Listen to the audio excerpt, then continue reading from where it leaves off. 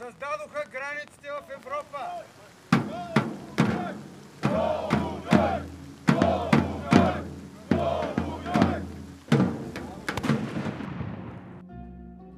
Помня, че при връчването на проектодоговора през 1919 един от делегатите простодушно отбеляза, че чинило му се, че сме направили добро впечатление.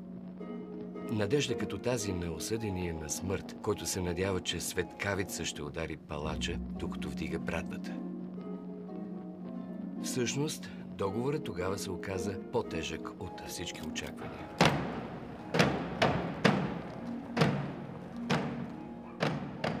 От висотата на отминалите години ми се струва, че всичко това не бе толкова важно.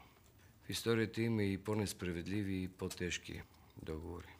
Страшното бе, че в Нюи отнеха на българите надеждата в бъдещето.